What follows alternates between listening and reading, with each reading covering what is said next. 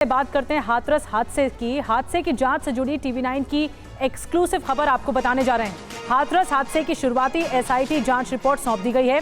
ADG Agra और Aligarh commissioner की report में 100 लोगों के बयान दर्ज करवाए गए हैं।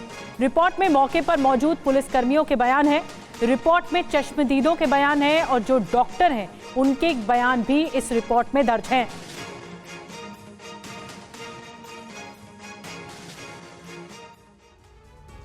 और हाथरस हादसे को लेकर आज की बड़ी खबर यही है कि स्वयंभू भोले बाबा की लोकेशन मिल गई है। टीवी9 पर देखिए बाबा की लोकेशन पर अब तक का सबसे बड़ा खुलासा।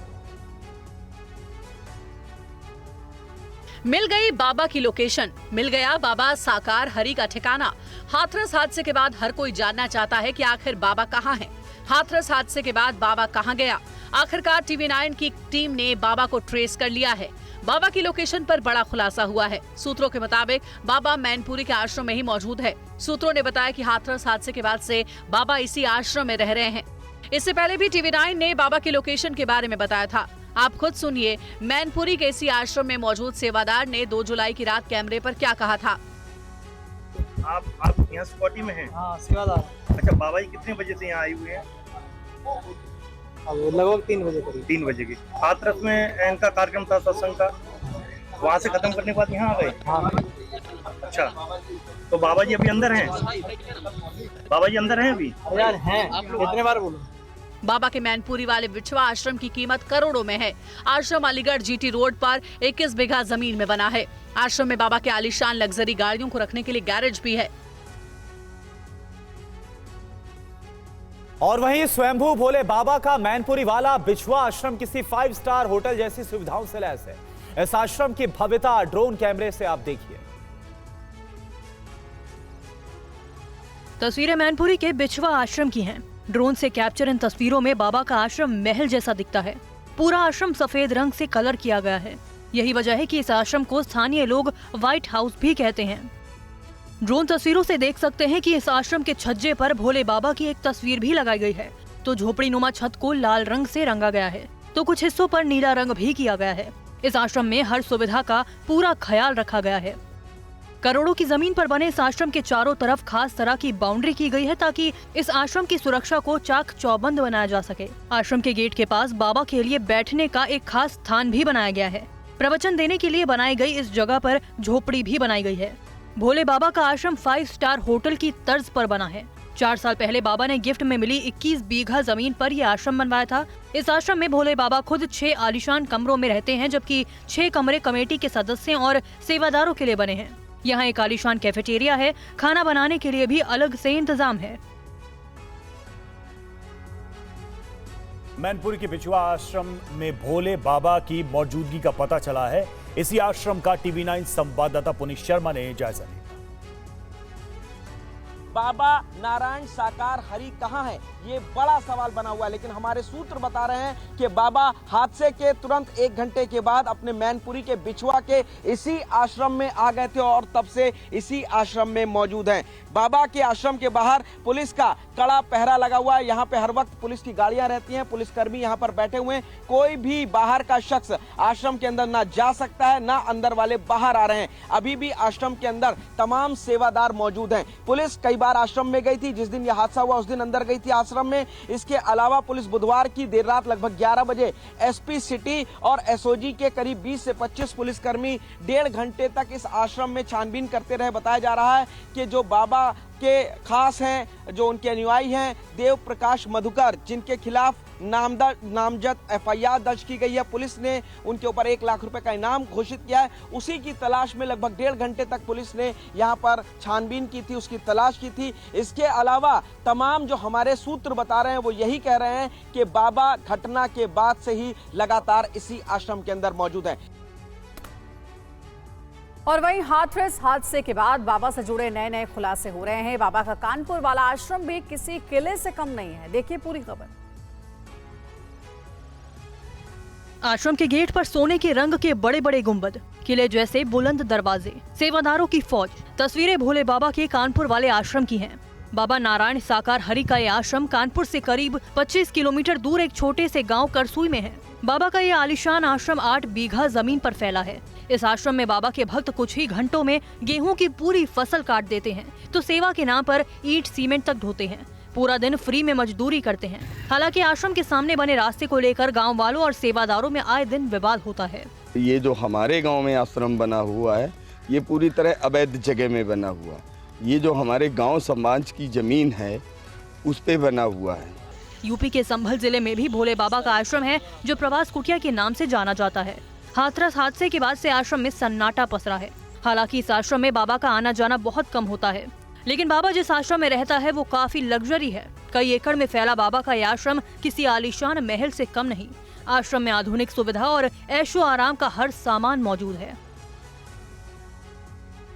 और मध्य प्रदेश के ग्वालियर में भी बाबा का आलीशान आश्रम है जहां बाबा अक्सर सत्संग करता था। फिलहाल आश्रम में ताला लगा हुआ है।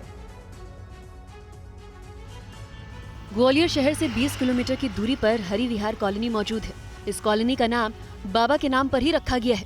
इस कॉलोनी का पहले कुछ और नाम हुआ करता था। इस गांव में भी बाबा का एक बड़ा सा आश्रम है जहां बाबा अक्सर सत्संग किया करता था, लेकिन इन दिनों आश्रम की तस्वीर ही बदली हुई है। आश्रम की बिल्डिंग की दीवार पर बाबा के नाम को सफेद रंग पोत कर मिटाया जा चुका है। सत्संग मंच पर बाबा के बैनर को कपड़े से ढक दिया गया है। हालांकि बाबा के भक्त उसे ईश्वर का अवतार बता रहे हैं।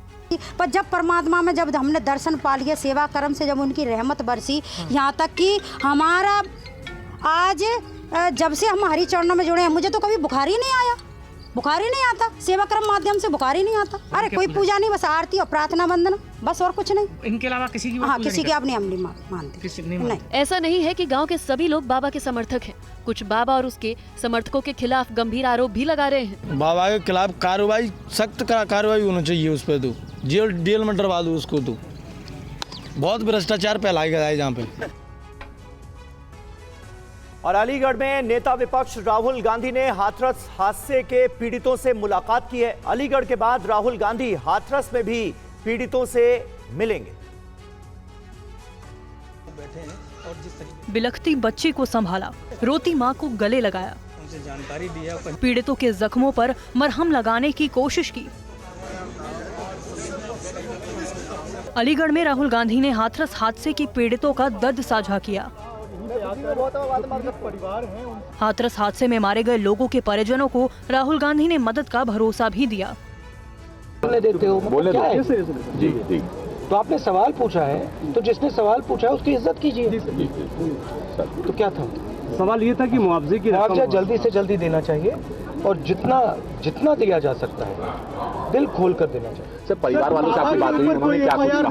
किसको दोषी मानते हैं परिवार? जी देखिए, परिवार वालों से मेरी पर्सनल बात हुई जी। उनके परिवार के बारे में जी, उनके बच्चों के बारे में, माता के बारे में, वो कैसे थे, क्या करते थे, तो वैसी बात हुई। उन्होंने कहा कि प्रशासन की कमी है। और वहीं अलीगढ़ में राहुल गांधी ने कहा कि प्रशासन की लापरवाही से यह हादसा हुआ है। सीएम योगी से राहुल ने पीड़ितों को उचित मुआवजा देने की अपील की और साथ ही दोषियों पर सख्त कार्रवाई की मांग की। दुख की बात है, बहुत परिवारों को नुकसान हुआ है, काफी लोगों की मृत्यु हुई है। मैं इसको राजनीतिक प्रिज्म से नहीं कहना चाहता हूँ, मगर प्रशासन की कमी तो है जी और गलतियाँ तो हुई हैं, तो ये पता लगाना चाहिए। और शायद सबसे ज़रूरी बात कि कॉम्पनसेशन सही मिलना चाहिए। मुश्किल का समय है इनके लिए, तो कॉम्पनसेशन ज़्यादा से ज़्यादा। और मैं यूपी के चीफ मिनिस्टर से विनती करता हूँ कि दिल खोल के कॉम्पनसेशन करें। परिवार वालों से मेरी पर्सनल बात हुई है जी, उनके परिवार के बारे में, उनके बच्चों के बारे में, माता के बारे में, वो कैसे थे, क्या करते थे, तो वैसी बात हुई है। उन्होंने कहा कि प्रशासन की कमी है। उन्होंने कहा कि जो अरेंजमेंट वहाँ पुलिस का होना चाहिए था वो नहीं था। बट बहुत दुख में है, शॉक में है। तो ऐसी सिचुएशन में मैं मतलब उनकी जो स्थिति है, उनकी सिचुएशन है, उसको समझने की कोशिश करूँ।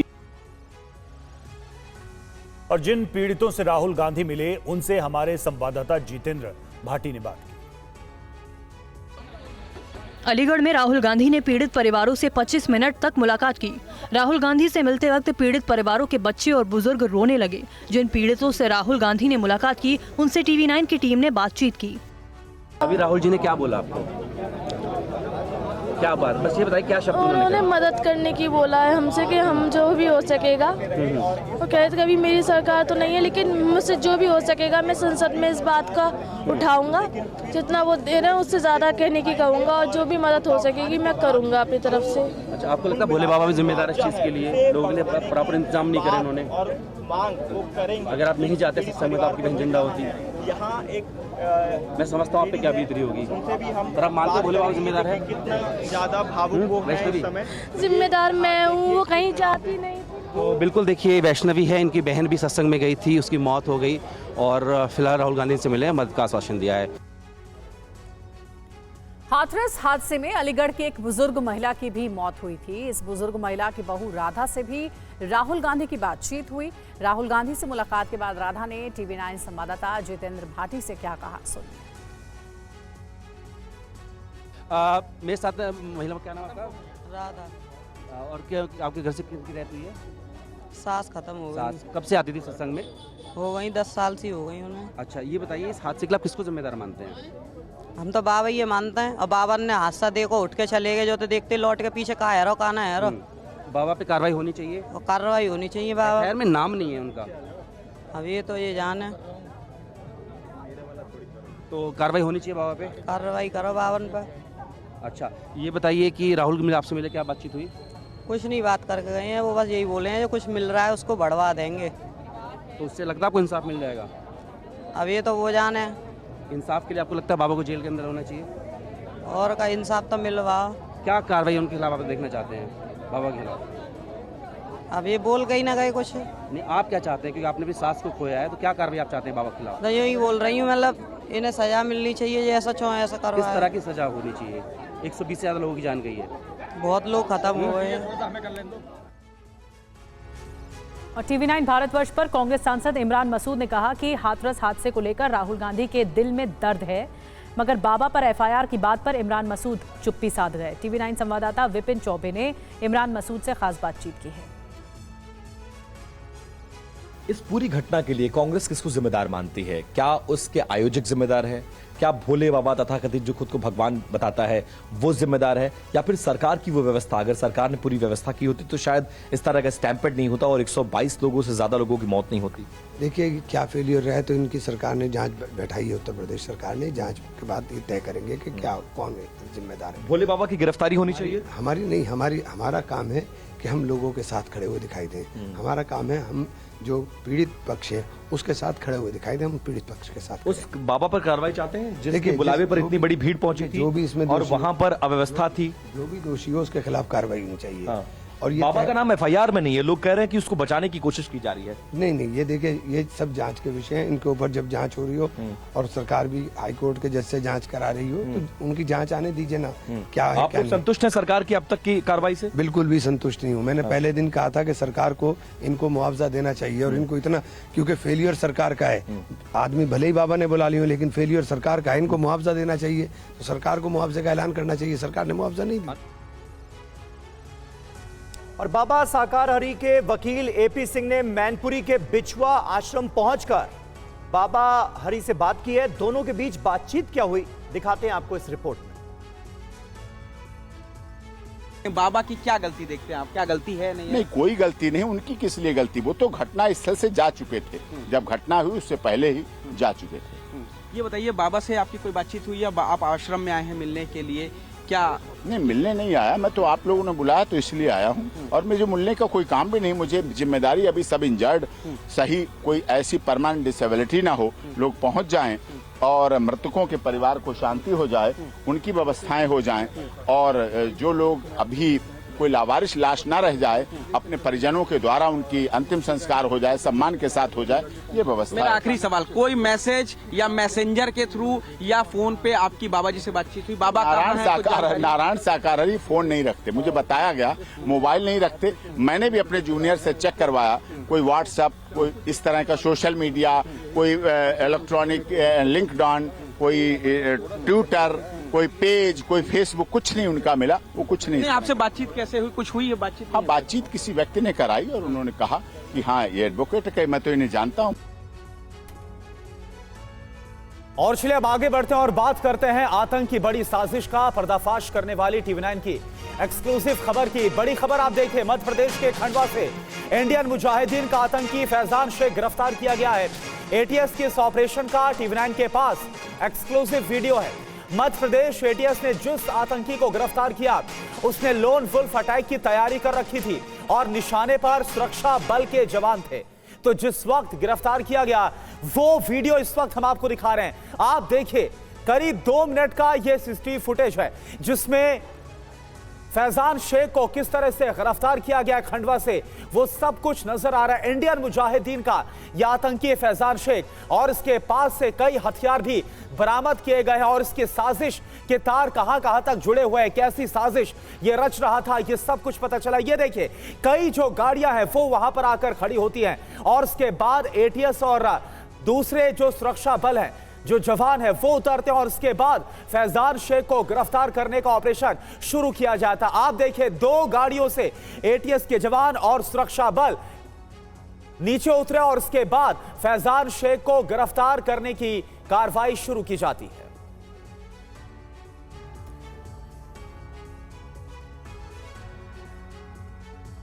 और मध्य प्रदेश एटीएस ने खंडवा से इंडियन मुजाहिदीन के आतंकी फैजान को गिरफ्तार किया। पहली बार एटीएस ऑपरेशन का लाइव वीडियो सामने आया है। एटीएस ने जिस आतंकी को गिरफ्तार किया वो बड़े हमले की साजिश रच रहा था। आतंक के खंडवा मॉडल पर आज टीवी9 पर बड़ा खुलासा होगा। टीवी9 रिपोर्टर शुभम गुप्ता ने खंडवा से एक्सक्लूसिव रिपोर्ट भेजी है।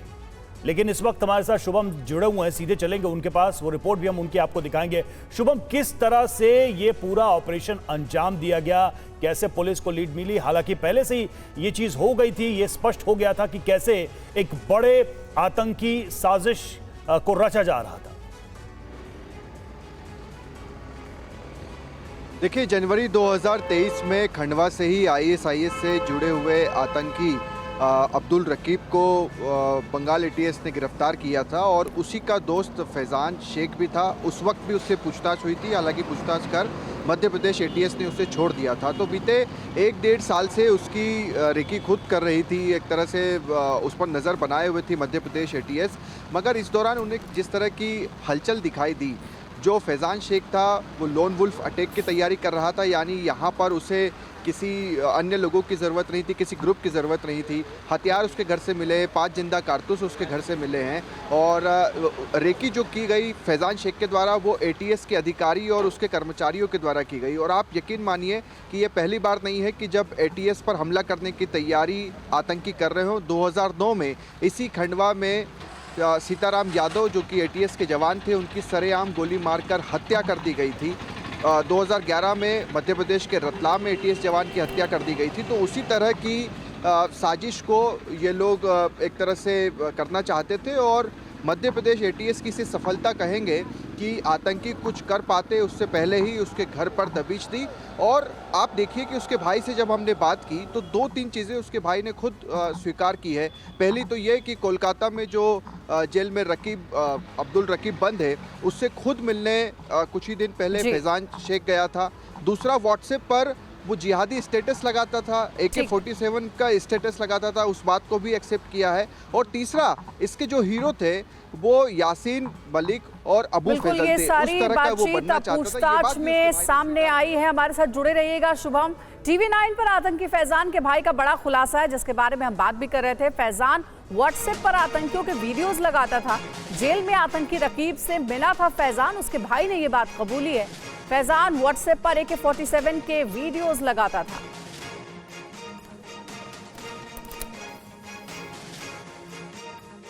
जो आरोपी है उसके भाई मोहम्मद इमरान हमारे साथ हैं, उनसे बातचीत करते हैं।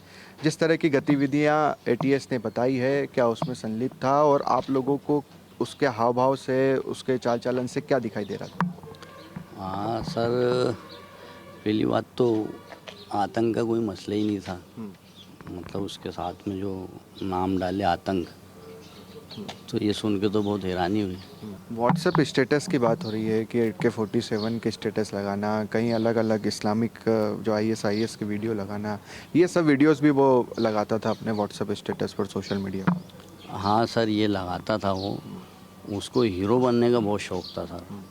वो काम में, दुकान के काम में, पढ़ाई में तो वो नाम नहीं कमा पाया, तो इसको किसी तरह फेमस होना था। क्योंकि आप अगर उनकी ATS की वीडियो देखोगे कि वो उनके साथ में हंसता हुआ गया, ऐसा लगा जैसे उसका कई बरसों का ख्वाब पूरा हो गया। ATS ने कहा कि कुछ जिंदा कारतूस मिले हैं, हथियार भी मिले हैं, ये सब चीज़ें भी मिली है। नहीं सर, कारतूस वगैरह नहीं। हाँ, उसके पास कागज़ वगैरह कुछ मिले हैं। कारतूस का तो मैं मान ही नहीं सकता सर। कारतूस तो ये भी जानकारी आई है कि वो अबू सलेम और यासीन भटकल जैसा बनना चाहता था, वो थे उसके आइडियल हीरो। हाँ सर, हर किसी का एक आइडियल हीरो होता है। तो उनके जैसा बनना ये तो बहुत ही मतलब आतंकी और ही है, आपका जाना अग्रसर है। सर देखिए, अगर मैं अकेला सड़क पे घूमता हुआ बोलूँगा कि मैं सलमान खान को चाहता हूँ तो कोई मुझे नोटिस नहीं करेगा, कोई भी नहीं नोटिस करेगा। हाँ, अगर मैं एक डिफरेंट पर्सन का नाम लूँगा और उसको अपने साथ जोड़ूँगा तो सर मेरे घर मीडिया भी आएगी, पुलिस भी आएगी और मैं बराबर मेरा नाम कमा लूँगा। जो खंडवा से ही गिरफ्तार हुआ था, जिसे कलकत्ता ATS लेकर गई है, जेल में बंद है, रकीब, उससे भी मिलने गया था ये फैज़ान? हाँ सर, गया था। क्यों गया था? सर वो उसका दोस्त था, साथ में उठते बैठते थे। तो अभी आप लोग, अब जो ATS पूरी जांच पड़ताल कर रही है, क्या कुछ कहेंगे? जो दोषी हो उसे कम से कम सज़ा तो मिलनी चाहिए ना। सर मैं, आप जिन्होंने यहाँ से लेके गए थे, इनसे आप इनका इंटरव्यू लेना। मैंने उनका लास्ट में हाथ लेके ये बोला हूँ सर कि सर इसने जो किया है इसकी सज़ा इसको बराबर दीजिए, लेकिन जितना किया है सर उतनी सज़ा देना। तो देखिए, ये एक्सक्लूसिव बातचीत हमने आपको दिखाई है और शुभम हमारे साथ जुड़े हुए हैं। शुभम का रुख एक बार फिर से करेंगे। शुभम, अब सवाल ये है कि फैज़ान पकड़ा गया है, उससे पूछताछ भी चल रही है, लेकिन क्या फैज़ान अकेले ही किसी साजिश को अंजाम देने की फिराक में था या फिर उसके कुछ और साथी उसका साथ दे रहे थे? उनके बारे में क्या कुछ जानकारी मिल पाई है? देखिए, सबसे पहला साथी तो आप देखिए कि खुद अब्दुल रकीब, जो कि कलकत्ता में बंद है, उससे मिलने भी फैज़ान गया था। तो उससे क्यों मिलने गया था? और अब जो अब्दुल रकीब है उसके तार सीधे IS से जुड़े थे। मध्य प्रदेश ATS और कोलकाता ATS का जॉइंट ऑपरेशन था, तब जाकर उसे गिरफ्तार किया गया था। और आज से नहीं बल्कि 2011-12 से वो सिमी से जुड़ा हुआ था। उसके बाद जेल भी गया, ज़मानत मिली, ज़मानत के बाद वो IS से जुड़ गया। देखिए, और दूसरा एक जो महत्वपूर्ण जानकारी हमें यहाँ पर मिली कि फैज़ान शेख कुछ दिनों के लिए कश्मीर भी गया था, वहाँ पर भी कुछ लोगों से मिला था। हालांकि उसकी जांच अभी मध्य प्रदेश ATS कर रही थी कि किन लोगों से मिला। और ये जो हथियार उसके पास से मिले हैं, ये उसने खुद अरेंज तो किए नहीं है, ये कहीं ना कहीं उसे किसी न किसी अन्य लोगों ने दिए हैं। तो कुल मिलाकर कई लोग या कई आतंकी इस पूरी साजिश से जुड़े हुए थे। कोशिश यहाँ पर उनकी यही थी कि लोन वुल्फ अटैक किया जाए, और ये अटैक कुछ इसी तरह का है कि इसमें किसी ग्रुप की या अन्य लोगों की ज़रूरत नहीं है। हाथ में एक आदमी को बंदूक दे दी या बॉम्ब दे दिया, वो खुद भी ब्लास्ट हो सकता है या कई लोगों पर हमला भी कर सकता है। और निशाने पर कौन था? वो थी मध्य प्रदेश ATS के अधिकारी और साथ ही साथ उनका परिवार। फिलहाल इस पूरे मामले की मध्य प्रदेश ATS बड़ा जांच भी कर रही है। 5 दिनों बड़ी बातें बता रहे हैं फैज़ान के बारे में। शुभम, आपके पास आएंगे। इस वक्त एक और बड़ी जानकारी है कि ATS को फैज़ान की 5 दिनों की रिमांड मिली हुई है। पूछताछ में आतंकी फैज़ान शेख ने क्या कुछ बोला है ATS के सामने। अबू फैजल जैसा आतंकी फैज़ान शेख बनना चाहता था, ये फैज़ान ने कबूला है ATS की टीम के सामने जब पूछताछ हुई। इंडियन मुजाहिदीन का ये आतंकी अबू फैजल जैसा आतंकी बनना चाहता था।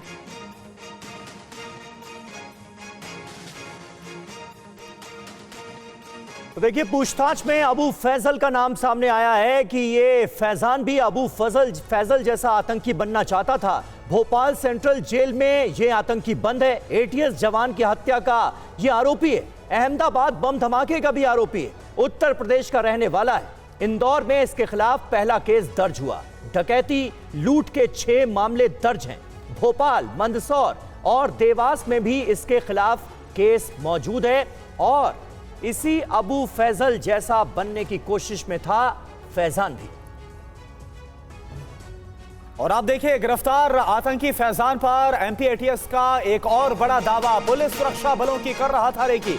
ये एटीएस की तरफ से कहा गया है अबू फैजल से जो मिलने की बात है वो भी सामने आई है और पुलिस सुरक्षा बलों की रेकी कर रहा था हमले के लिए, यह दावा किया गया। ये लोन वुल्फ अटैक प्लान कर रहा था और सबसे इसमें सनसनीखेज कहा जा सकता बात ये था कि ये सुरक्षा बल के जवान एवं उनके परिजनों की निगरानी एवं रेकी कर रहा था और कोई इस तरह का वारदात करना चाह रहा था जिससे कि एक जो स्टेट है उसको वो चैलेंज कर सके, सुरक्षा के तंत्र पे अटैक करना चाह रहा था। ये इसकी डिज़ाइन थी।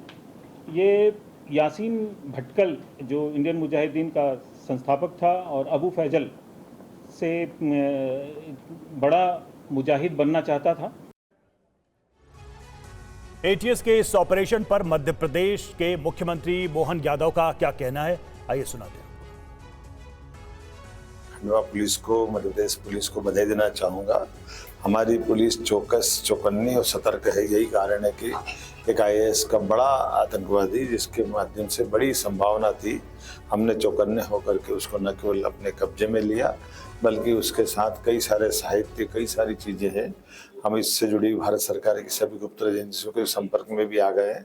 हम उनको भी जानकारी दे रहे हैं कि इसके माध्यम से जो भी बड़े नेटवर्क अंतर्राष्ट्रीय स्तर के उससे भी जानकारी जुटाई जाए। शुभम हमारे साथ मौजूद है। शुभम, जिस तरह से इस पूरे मामले में यह बात सामने आई कि लोन वुल्फ अटैक की तैयारी कर रहा था, क्या मध्य प्रदेश के अंदर एटीएस कोई ऐसा पैटर्न देख रही है, युवाओं को, एक खास तबके को इस तरह से ब्रेन वॉश किया जा रहा है या इस तरह के लोग उनको कांटेक्ट कर रहे हैं कि वो खुद को नुकसान पहुंचा के किसी ऐसी वारदात की प्लानिंग कर रहे हो? क्या कोई पैटर्न है या फिर ये अकेला स्टैंड अलोन केस है? देखिए, ये अकेला शख्स नहीं है। बीते 1.5-2 सालों में TV9 भारतवर्ष ने कई बड़े खुलासे किए हैं मध्य प्रदेश में आतंकी गतिविधियों को लेकर। आप देखिए कि पिछले वर्ष यही समय चल रहा था जब HUT यानी कि हिज़्ब उत तहरीर के 16 आतंकियों को गिरफ्तार किया गया था और मध्य प्रदेश की राजधानी भोपाल के पास ही जो रायसेन ज़िला है वहाँ पर जंगलों में ट्रेनिंग दी जा रही थी बाकायदा इन आतंकियों को। उस कैंप तक भी हम पहुंचे थे जहां पर ये पूरी की पूरी ट्रेनिंग हो रही थी। उसके बाद जबलपुर में 3 ISIS से जुड़े आतंकियों को गिरफ्तार किया। जनवरी 2023 में ही ISIS से जुड़े हुए एक आतंकी अब्दुल रकीब जो कि इस वक्त कोलकाता में बंद है, खंडवा से गिरफ्तार किया गया। 3 सालों में मध्य प्रदेश ATS ने 55 आतंकियों को गिरफ्तार किया है और कहीं ना कहीं जिस तरह से पूरे मध्य प्रदेश में, चाहे वो रतलाम हो, खंडवा हो, जबलपुर हो, भोपाल हो, हर तरफ कार्रवाई देखने को मिली है। हैदराबाद तक मध्य प्रदेश ATS पहुंची है। तो ऐसे में इसी चीज़ को लेकर इनमें गुस्सा था, ये बौखला गए थे और मध्य प्रदेश ATS को टारगेट करना चाह रहे थे क्योंकि कोई भी मंसूबे, कोई भी चीज़ ये करने जा रहे थे उससे पहले ही मध्य प्रदेश ATS दबिश देती है क्योंकि 16 आतंकियों को भी पिछले वर्ष ही जो कि HUT हिज़्ब उत तहरीर के थे जिसमें कई प्रोफेसर शामिल थे, उनके दोस्त शामिल थे, उन्हें भी गिरफ्तार किया गया था। बिल्कुल, नजर बना रखिएगा शुभम, बहुत शुक्रिया पूरी अपडेट इस बड़ी खबर पर देने के लिए। और खबरों में आगे बढ़ेंगे, बात करेंगे प्रकृति के प्रकोप की। असम में बाढ़ ने भयानक तबाही मचा रखी है। राज्य के 29 जिले के 20 लाख से ज्यादा लोग प्रभावित हैं जबकि 50 से ज्यादा लोगों की अब तक मौत हो चुकी है। असम में बाढ़ से हालात लगातार बद से बदतर होते जा रहे हैं। ब्रह्मपुत्र और उसकी सहायक नदियों का पानी रोजाना कई इलाकों में कहर बरपा रहा है। हर रोज नए नए इलाके बाढ़ के पानी में डूबते जा रहे हैं। असम राज्य आपदा प्रबंधन प्राधिकरण के मुताबिक राज्य के 35 में से 29 जिले बुरी तरह से बाढ़ से प्रभावित हैं। अब तक 50 से ज्यादा लोगों की मौत हो चुकी है और 57,000 हेक्टेयर से ज्यादा फसल डूब गई है। हालात ये हो चुके हैं कि प्रशासन की टीमें कई जगहों पर लोगों को समझा बुझाकर उनके मवेशी और सामान के साथ नाव के जरिए उन्हें सुरक्षित जगहों पर पहुंचा रहे हैं। वहीं कई जगहों पर लोगों ने मवेशियों को पानी में डूबने से बचाने के लिए मचान बना रखी है जिस पर उनके जानवर बंधे हुए हैं। बाढ़ के हालात से निपटने के लिए राज्य सरकार लगातार कोशिशों में जुटी है। मुख्यमंत्री हेमंत बिस्वा शर्मा, केंद्रीय मंत्री सर्बानंद सोनोवाल समेत राज्य के दूसरे मंत्री, विधायक दिन रात बाढ़ प्रभावित इलाकों का दौरा कर रहे हैं और बाढ़ पीड़ित लोगों की सुध-बुध लेने के साथ उन्हें हर संभव मदद का भरोसा दे रहे हैं। और असम में ब्रह्मपुत्र नदी कई जगहों पर खतरे के निशान से ऊपर बह रही है। कई जिलों के साथ साथ काजीरंगा नेशनल पार्क में भी बाढ़ के पानी ने कहर बरपाया है। तस्वीरें असम के मोरेगांव जिले की है, जहां बाढ़ के पानी ने कहर बरपा रखा है। मोरेगांव ही नहीं और भी कई जिलों में बाढ़ के चलते कई लोगों के घर तबाह हो गए हैं। हजारों लोगों ने राहत शिविरों में शरण ले रखी है। असम सरकार के मंत्री अतुल बोरा ने मोरेगांव जिले के बाढ़ प्रभावित इलाकों का दौरा किया और बाढ़ के हालात की समीक्षा की। समीक्षा के बाद उन्होंने कहा, राज्य सरकार लोगों को हर संभव मदद मुहैया करा रही है। लाइफ स्टॉक के लिए, कत्ल के लिए जो देना है वो भी देंगे और लोगों के लिए जो देना है वो भी देंगे। और 15 अगस्त से पहले वो उन लोग का किसी को घर ख़त्म हो गया और ज़रा अलग अलग प्रॉपर्टी भी नुकसान हुआ है, तो असेसमेंट करने के लिए एडमिनिस्ट्रेशन को बोला है। राज्य के 20 से ज्यादा जिले प्रभावित हैं और कई जगहों पर हालात गंभीर बने हुए हैं। वहीं काजीरंगा नेशनल पार्क में ब्रह्मपुत्र नदी ने बाढ़ का कहर बरपाया है। जानकारी के मुताबिक नेशनल पार्क के कई जानवरों की डूबने की वजह से मौत हो चुकी है, जबकि कई को बचाया गया। कई पशुओं का इलाज भी चल रहा है। और हल्द्वानी में बारिश लोगों के लिए मुसीबत साबित हो रही है। बाढ़ के चलते कई जगहों पर लोगों को दिक्कतों का सामना करना पड़ रहा है।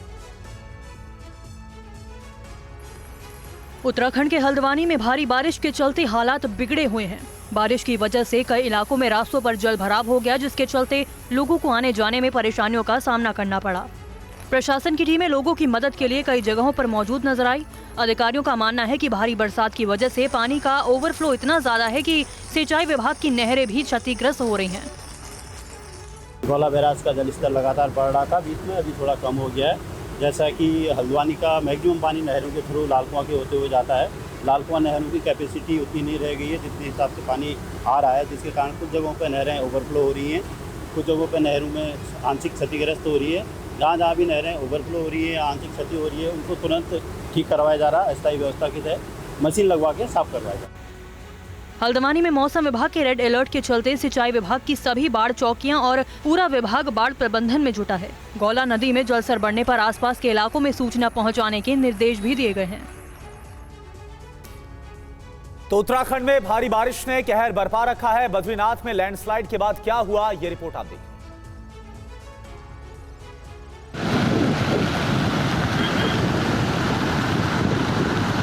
मैदान से लेकर पहाड़ तक कुदरत की दहाड़ लोगों की मुसीबत बढ़ा रही है। बद्रीनाथ में लैंडस्लाइड के साथ साथ नदी नालों में आए उफान और रास्ते पर जमे मलबे ने जीना दुश्वार कर दिया। कई जगह पानी का तेज बहाव नजर आया। नाले में जमे मलबों को हटाने के लिए जेसीबी की मदद ली गई। लैंडस्लाइड के बाद सड़क पर बड़े बड़े पत्थर गिर गए, जिन्हें हटाने के बाद वहाँ फंसी गाड़ियों को निकाला गया। 1 घंटे तक बद्रीनाथ नेशनल हाईवे पर वाहनों की आवाजाही बंद रही। दरअसल उत्तराखंड में मानसून के साथ ही मुसीबतों का दौर भी शुरू हो गया है। पर्वतीय क्षेत्र में सड़कें लगातार बंद हो रही हैं, हालांकि किसी भी तरह की जनहानि नहीं हुई है।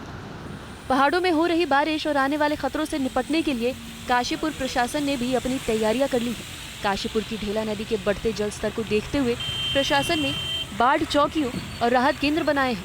नदी के किनारे पिचिंग का काम भी किया जा रहा है। काशीपुर में पिछले साल बारिश के दौरान बड़े हादसे हुए थे, लिहाजा इस साल प्रशासन पहले से ही मुस्तैद है। और उत्तराखंड के देहरादून में रॉबर्ट्स केव के पास एक टापू पर 10 लोग फंस गए। उसके बाद क्या हुआ, देखिए रिपोर्ट।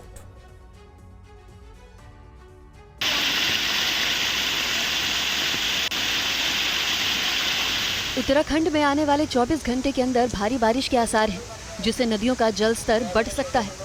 नदियों में आए उफान से बड़ी मुसीबत की एक तस्वीर देहरादून से भी आई है, जहां पिकनिक मनाने गुच्चू पानी पहुंचे 10 पर्यटक फंस गए। नदी की दूसरी तरफ फंसे इन पर्यटकों को निकालने के लिए एसडीआरएफ की टीम पहुंची और रस्सी के सहारे इन सभी लोगों को सुरक्षित बाहर निकाल लिया गया। देहरादून के बाकी इलाकों में भी बारिश के पानी ने प्रशासनिक तैयारियों की पोल खोल दी है। शहर के राजपुर रोड और इंदिरा मार्केट की इन तस्वीरों को देखिए। सड़कों पर पानी बह रहा है, कहीं पानी जमा है और लोग पानी से होकर गुजर रहे हैं। मौसम के बिगड़े मिजाज को देखते हुए मौसम विभाग ने नैनीताल जिले में आज और कल भारी बारिश का अलर्ट जारी किया है, जिसके बाद आज 12वीं तक स्कूल भी बंद कर दिए गए हैं, जिसमें सरकारी और निजी स्कूल के साथ आंगनबाड़ी केंद्र भी शामिल है। महोबा में मानसून की पहली ही बारिश ने प्रशासन के जल निकासी प्रबंधन की पोल खोलकर रख दी है। प्रशासन की लापरवाही की वजह से किसानों को भारी नुकसान उठाना पड़ा। महोबा में भारी बारिश ने कैसी तबाही मचाई है, इसका अंदाजा इन तस्वीरों को देखकर लगाया जा सकता है। तस्वीरें महोबा के एक मंडी की हैं, जहां किसान अपनी फसल बेचने आए थे। मंडी में खुले आसमान के नीचे मूंगफली का भाव लगाया जा रहा था। तभी अचानक तेज बारिश शुरू हो गई और पूरी फसल पानी में भीगकर खराब हो गई। तस्वीरों में देखा जा सकता है कि कैसे किसान मंडी में अपनी मूंगफली पानी से निकालते नजर आ रहे हैं। किसानों की मदद के लिए यहाँ कोई सुविधा नहीं है। दरअसल महोबा मंडी में बारिश के पानी की निकासी की कोई व्यवस्था नहीं है। किसानों के लिए फसल रखने के टीन शेड पर भी व्यापारियों ने कब्जा कर रखा है, जिसकी वजह से किसानों को नुकसान उठाना पड़ रहा है। तेज बारिश में करीब 10 लाख रुपए की मूंगफली बह गई। इसको लेकर किसानों में काफी नाराजगी है। किसान सरकार से मुआवजे की मांग कर रहे हैं। तो ट्रैक्टर लेके आया था मैं, पानी बारिश हुई तो बारिश होने के कारण टंगड़न से पानी भर गया, तो करीब 2 फुट से मूंगफली पूरी टोटल उतरा गई पानी में। कितना बचा है माल, कितना बह गया? माल लगभग हमारा आधा बरका है। हाँ, आधा बह गया।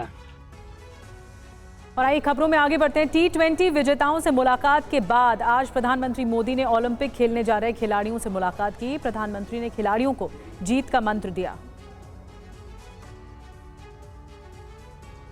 प्रधानमंत्री नरेंद्र मोदी ने पेरिस ओलंपिक में जाने वाले खिलाड़ियों से मुलाकात की।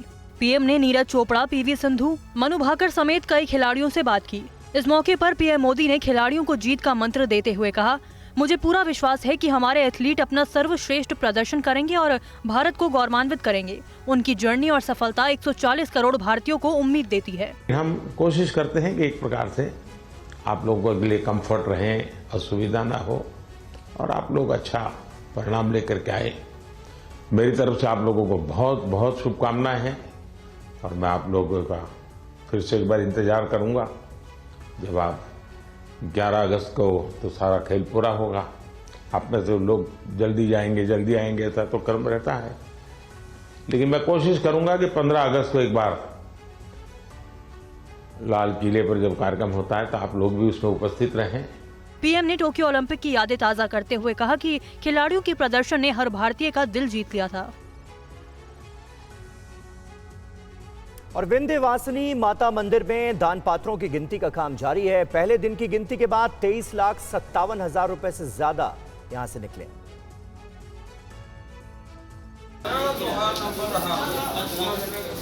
ये मिर्जापुर के प्रसिद्ध विंध्यवासिनी मंदिर के दान पात्रों से निकला भक्तों का दान किया गया पैसा है। विंध्यवासिनी मंदिर के दान पात्रों से पहले दिन ही 23,50,000 से ज्यादा रुपए निकले हैं। विंध्यवासिनी मंदिर के अलावा काली खो मंदिर, मां अष्टभुजा मंदिर में लगे कई दान पात्रों की गिनती अभी बाकी है। विंध्याचल धाम का कायाकल्प होने के बाद से विंध्यवासिनी मंदिर में आने वाले श्रद्धालुओं की संख्या लगातार बढ़ रही है। श्रद्धालु खूब दान भी कर रहे हैं। विंध्य कॉरिडोर के निर्माण के बाद चैत्र नवरात्रि का आयोजन किया गया, जिसके करीब 2 महीने बाद दान पात्रों को खोला गया। दान पात्रों से निकले रुपयों की गिनती सीसीटीवी और पुलिस की निगरानी में हो रही है। दान पेटियों से निकले रुपयों की गिनती के बाद भारतीय स्टेट बैंक के खाते में जमा कर दिया गया। यूपी के सीएम योगी आदित्यनाथ के ड्रीम प्रोजेक्ट विंध्या कॉरिडोर का निर्माण मां विंध्यवासिनी धाम में हो गया है। काली खो मंदिर और मां अष्टभुजा मंदिर का भी प्रस्ताव बनाकर भेजा गया है। जल्द ही दोनों मंदिरों पर भी कॉरिडोर बनेगा। और अब बड़ी खबर ब्रिटेन के आम चुनाव से जुड़ी हुई। खबर यह है कि ब्रिटेन चुनाव में ऋषि सुनक की पार्टी हारी है। विपक्षी लेबर पार्टी को चुनाव में बहुमत मिला है।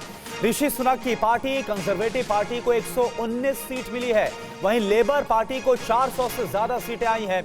लेबर पार्टी की 14 साल बाद सत्ता में वापसी हो। ब्रिटेन के चुनाव में ऋषि सुनक की कंजर्वेटिव पार्टी की बड़ी हार हुई है। लेबर पार्टी ने आम चुनाव में भारी बहुमत से जीत हासिल की है। हार के बाद सुनक लेबर पार्टी और उनके नेता कीर स्ट्रॉमर को जीत की बधाई दी। मैं कई अच्छे मेहनत करने वाले उम्मीदवारों की हार की जिम्मेदारी लेता हूं। वहीं ब्रिटेन के नए बनने जा रहे पीएम और लेबर पार्टी के नेता कीर स्ट्रॉमर ने चुनाव नतीजों को लेकर मतदाताओं का आभार व्यक्त किया। उन्होंने कहा कि लोगों ने बदलाव और दिखावे की राजनीति को खत्म करने के लिए उन्होंने मतदान किया है। स्ट्रॉमर ने कहा है कि चाहे लोगों ने उन्हें वोट दिया हो या नहीं, मैं हर व्यक्ति की सेवा करूंगा। राजनीति में आने से पहले बड़े मानवाधिकार वकील के रूप में जाने जाते रहे हैं। कौन है कीर स्टार्मर? 1987 में बतौर बैरिस्टर के तौर पर करियर शुरू किया। 2015 में पहली बार लंदन से सांसद चुने गए। कीर स्टार्मर को ही 2019 के बाद लेबर पार्टी की दशा बदलने का श्रेय भी दिया जाता है। 2024 में बदलाव के लिए वोट का संदेश दिया और भारत के साथ रणनीतिक साझेदारी का भी वादा किया। नोएडा से खबर है, लॉजिक्स मॉल में लगी भीषण आग। मॉल में कपड़े के शोरूम में आग लगी और लॉजिक्स मॉल को खाली करा लिया गया है। कड़ी मशक्कत के बाद आग पर काबू पाया गया।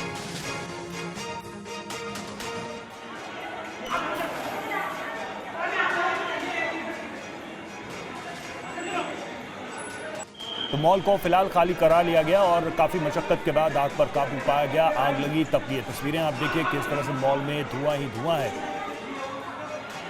कपड़े के शोरूम में ये आग लगी थी और उसके बाद फायर ब्रिगेड ने घंटों की मशक्कत के बाद इस फायर को कंट्रोल किया, इस आग को नियंत्रित किया। फिलहाल इस मॉल को खाली करा लिया गया है।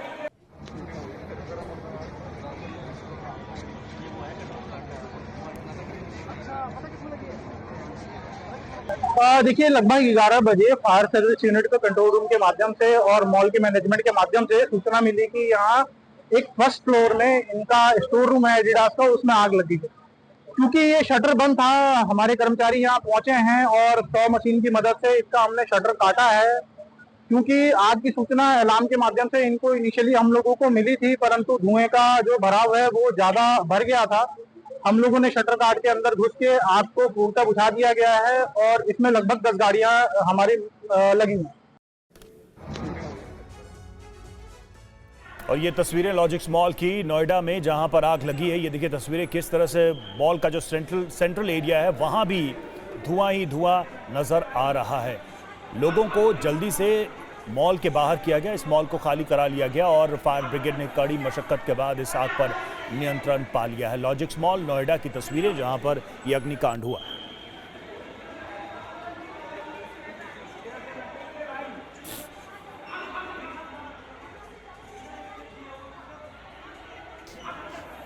अंशुमन हमारे साथ इस वक्त जुड़े हुए हैं, सीधे चलेंगे उनके पास। अंशुमन, क्या स्थिति है? फिलहाल आग को तो नियंत्रित कर लिया गया, नुकसान क्या हुआ है इस अग्निकांड? देखिए, मैं बता दूं, ये लगभग 11 बजे के आसपास फायर विभाग को सूचना मिली थी और इस मॉल में जो आग लगी थी फिलहाल उसको पूरी तरीके से काबू कर लिया गया है। आग की वजह से जो अंदर धुआं था वो बाहर निकालने के लिए अग्निशमन अधिकारियों को काफ़ी कड़ी मशक्कत करनी पड़ रही है, क्योंकि ये आप देख सकते हैं तस्वीरों में पूरा जो मॉल है वो शीशे का बना हुआ है, लिहाजा उसमें धुएं को निकालने के लिए शीशे को तोड़ा गया है, जिसके बाद ही जो धुआं था अंदर भरा हुआ था उसको निकाला गया है। आप देख सकते हैं एयर एग्जॉस्ट फायर विभाग की तरफ से लगाया गया है। फिलहाल यहाँ पर जो 2 दुकानें थी, जिसमें एक एडिडास की दुकान थी जिसमें आग लगी थी, उसमें बताया जा रहा है शॉर्ट सर्किट की वजह से आग लगी। फिलहाल ये जांच का विषय है।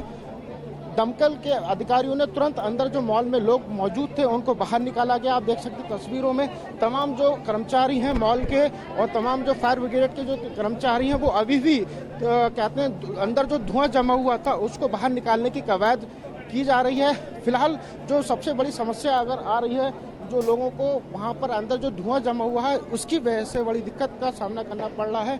जो मॉल के अंदर जो लोग हैं उनसे हम बात करते हैं। ये बताइए, ये धुआं कितनी देर से था? अच्छा, ये अभी फिलहाल जो है धुआं निकालने का काम किया जा रहा है। किसी प्रकार की कोई जनहानि की सूचना फिलहाल नहीं है। शुक्रिया आपका इस अपडेट के लिए, इन तस्वीरों। और अगली खबर का रुख करते हैं। बिहार से ये खबर है जहां पुल गिरने पर केंद्रीय मंत्री जीतन राम मांझी का बयान सामने आया है। बिहार में ज्यादा बारिश की वजह से पुल गिर रहे हैं। पुल क्यों गिर रहे हैं इसकी जांच की जा रही है। जीतन राम मांझी का बयान।